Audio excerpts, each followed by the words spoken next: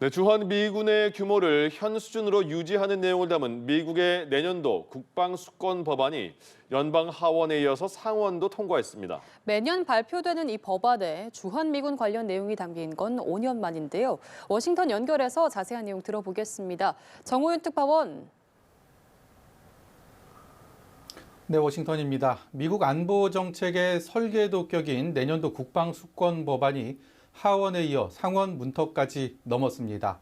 찬성 77, 반대 20표였는데요. 국방부의 예산 지출과 정책 방향을 승인하는 이 법안엔 주한미군의 규모를 일방적으로 줄이지 못하도록 하는 내용이 담겼습니다. 단순한 권고가 아니라 실질적인 정책 신호로 볼 수 있는데요. 트럼프 대통령이 서명만 하면 곧바로 발효됩니다. 법안 통과 과정에서 목소리를 내온 한국계 앤디 김 상원의원의 발언 잠시 들어보시죠. I still believe there is strong bipartisanship for the security partnership as well as the troop levels.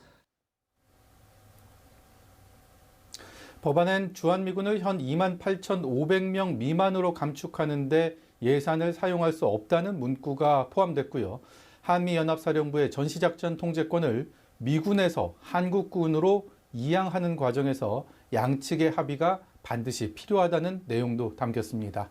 이 같은 내용은 트럼프 행정부 1기 시절에 담겼던 조항으로 바이든 정부 출범 후에 삭제됐다가 5년 만에 부활했습니다.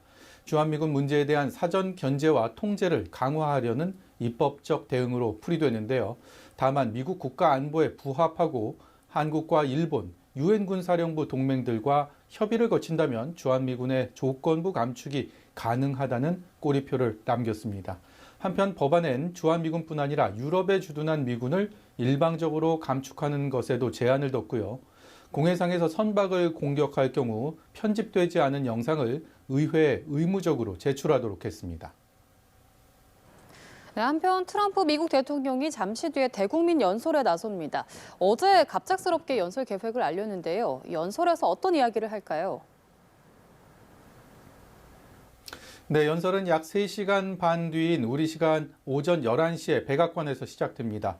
주제는 공개되지 않았는데요. 백악관 관계자들은 이번 연설이 트럼프 정부 첫 해 성과와 내년도 정책 방향에 대해 설명하는 자리가 될 것으로 내다봤습니다.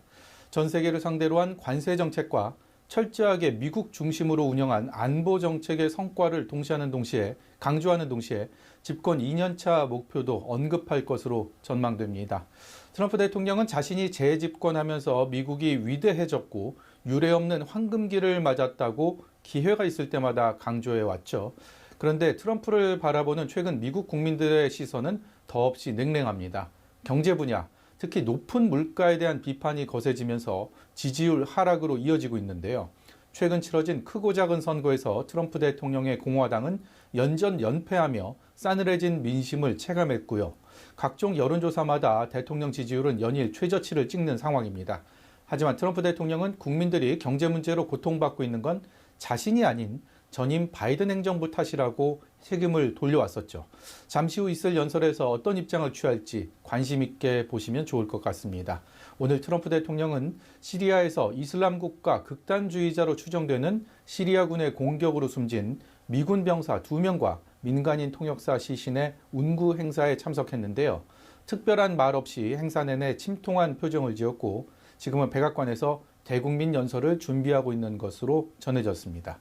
지금까지 워싱턴에서 연합뉴스TV 정호윤입니다.